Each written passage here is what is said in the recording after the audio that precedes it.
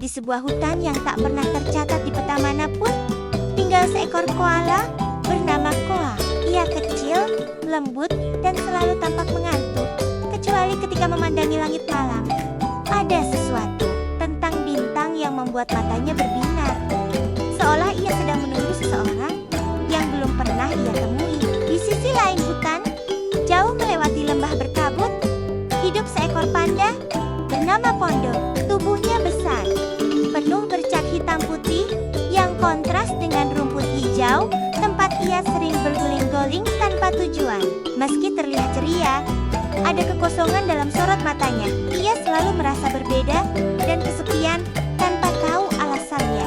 Hari pertama mereka bertemu, Koa sedang memanjat pohon tertinggi untuk melihat matahari terbenam ketika sebuah suara keras menggetarkan tanah.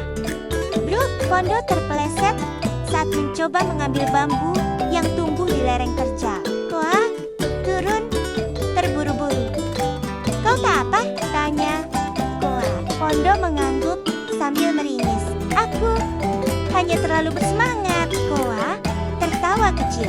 Itu jatuh terindah yang pernah kulihat. Sejak kalimat sederhana itu, keduanya seperti menemukan bagian diri mereka yang hilang. Mereka tidak sama, dan justru itu yang membuat mereka dekat. Koa mengajak Pando memanjat pohon walau Pando selalu terjebak di tengah dan perlu diselamatkan. Pondo mengajak Koa bermain guling-guling di lapangan bambu walau Koa selalu mabuk darat setelahnya. Mereka saling mengajar, saling mengisi. Koa pendiam, tapi hatinya luas. Pondo ceria, tapi rapuh di dalam. Persahabatan itu tumbuh seperti akar pohon tua, diam, dalam, dan saling mengikat. Sampai suatu hari, hutan berubah. Petir menyambar gunung. Api menjalar cepat, memakan daun, ranting, dan udara di sekitarnya. Hewan-hewan berlarian, panik mencari tempat aman. Koa terjebak di atas pohon rendah, asap mengepungnya. Kakinya gemetar. Pondo melihat dari kejauhan dan tanpa berpikir panjang, berlari menembus kabut dan bara. Koa, pegang pundakku. Dengan tubuh besar sebagai pelindung, Pondo membawa Koa menembus kepungan api. Bulu putihnya menghitam, tapi ia tak berhenti. Namun ketika mereka hampir keluar dari zona berbahaya, batang pohon besar roboh. Pondo mendorong Koa ke arah aman, tetapi dirinya tertimpa cabang yang berat. Kau baik-baik saja? Suara Koa pecah. Pondo tersenyum meski kesakitan. Aku tidak bisa bergerak. Koa memohon, menarik batang itu dengan segala tenaga kecilnya.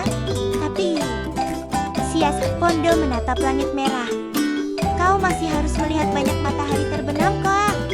Tidak tanpamu. Kita janji melihat langit bersama. Pondo menggeleng pelan. Janji itu tidak pernah kita buat. Tapi aku senang kau berharap begitu. Air mata Koa jatuh membasahi hidung Pondo.